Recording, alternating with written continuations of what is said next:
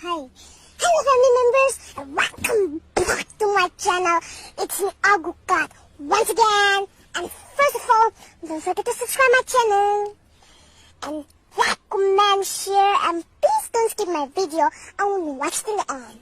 So guys, first of all, wishing you a very आज भारतीय यौम जमहूरिया पर कश्मीरी अवाम दुनिया भर में यौम स्याह मना रही है। बिल्कुल, जबकि वादी कश्मीर में आज नाज़रीन हड़ताल का ऐलान किया गया। यौम स्याह को मनाने का बड़ा मकसद मकबूजा जम्मू कश्मीर में काबिज भारतीय अफवाज की जानिब से वसी पैमाने पर इंसानी हुकूक की खिलाफ वर्जियों, बेगुनाह कश्मीरियों के जेर हिरासत मामलात जो हैं वो दरपेश हैं। फिर मैंने आपको पहले बताया था कि एक रीग्रुपिंग भी हो रही है, जिस ना सिर्फ बाइडन साहब का इस इवेंट में ना जाना, डॉक्टर जयशंकर का रशिया का दौरा, डॉक्टर जयशंकर का ईरान का दौरा, ये सारी चीजें जो हैं वो अगर डार्ट्स जोड़ी जाएं तो रीग्रुपिंग हो रही है इस वक्त। लेकिन सिमिलैरिटीज विद द फ्रांस, कल की ग्लोबल टाइम्स की जो रिपोर्ट है वो भी यही बताती है कि पाकिस्तान और ख़ास तौर पर बलूचिस्तान में जो दहशतगर्दी है उसमें रॉ और इंडिया मुलव्वस है।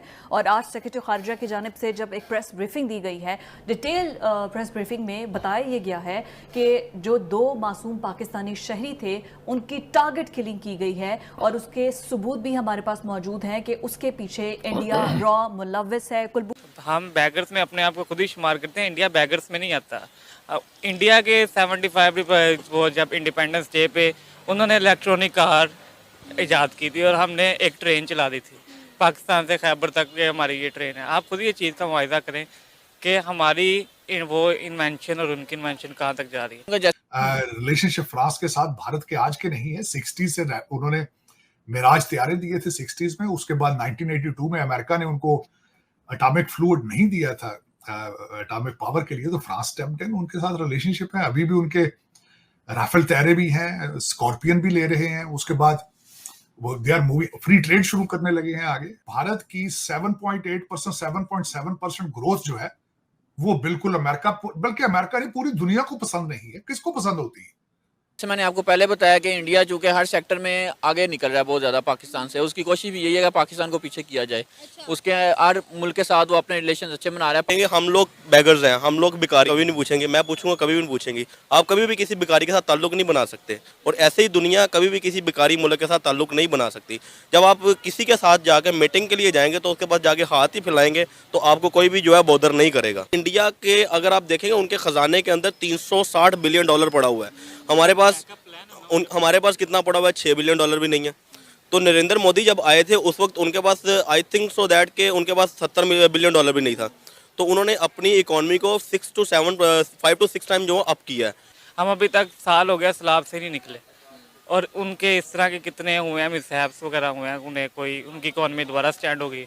हमारी इकोनॉमी किधर की किधर जा रही है। इस तरह उन्होंने डैम्स बनाए होते हैं, जो जब उनके डैम्स ओवरफ्लो हो जाते हैं तो वो हमारे रिवर्स वगैरह में पानी छोड़ देते हैं। हम उसका इंतज़ार हम वही देखते रहते हैं, इंडिया पानी कब छोड़ेगा, कब हमारा दरिया बढ़िएगा, कब ये होगा, कब होगा। उन्होंने सारे बैकअप प्लान, उन्होंने 30 to 35 ईयर्स प्लान अपना बैकअप सेट किया हुआ सारा, कि प्राइम मिनिस्टर कोई भी आ जाए, नरेंद्र मोदी नहीं कोई भी आ जाए, वो सारा बैकअप प्लान सेट है कि उस पर ही अमल होना है। उस पर यही कहूँगा कि क्योंकि इंडिया का काफ़ी सेक्टर्स में इंडिया बहुत आगे ग्रूम कर रहा है, उसकी जीडीपी हर लिहाज से इंडिया पाकिस्तान से आगे जाने की कोशिश कर रहा है। तो इसलिए जहाँ पे वो आईटी में इतना आगे जा रहा है, हर जगह में जा रहा है, तो इसलिए जो दुनिया का रुझान है वो मोस्टली इंडिया की तरफ ऑटोमेटिकली जा रहा है।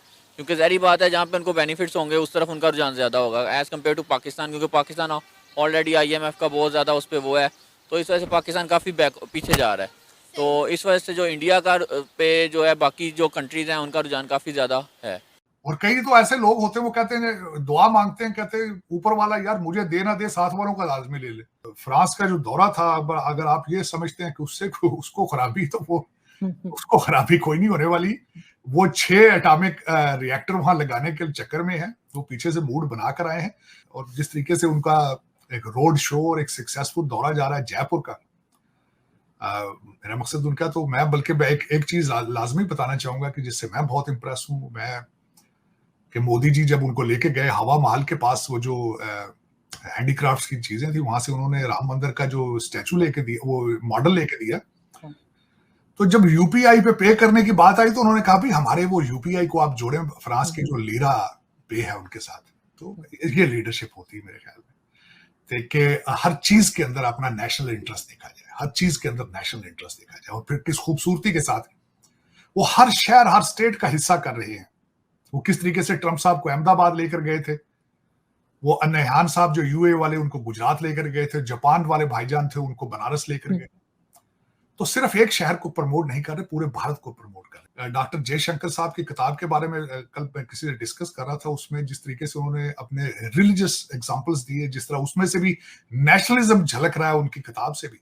अमेजिंग के such an accomplished person went to Japan for education. His wife is Japanese as well, लेकिन he still has a pride in Indian religion, अपने religion में, और इंडियन प्राइड है। और इस तरह के कई लोग हैं, तभी वो इस जगह पे पहुंचे हैं।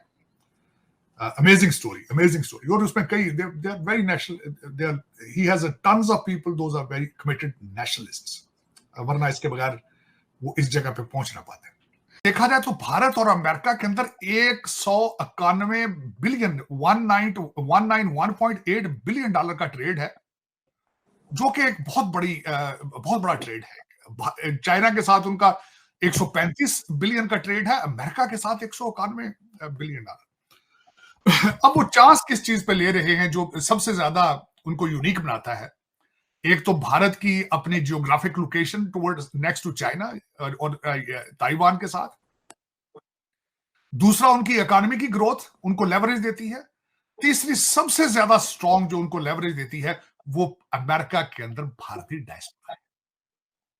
हर बड़ी कॉर्पोरेशन का सीईओ भारतीय। आपने देख लिया है, आज उसको छोड़ दिया, कैमला हैरिस को छोड़ दिया, आज रिपब्लिकन साइड पे भी जो दो कैंडिडेट थे, विवेक रामास्वामी, और अभी तक जो कैंडिडेट सामने खड़ी है मैडम रंधावा जो है, निकी हेली, आज भी वो भारतीय निजात है।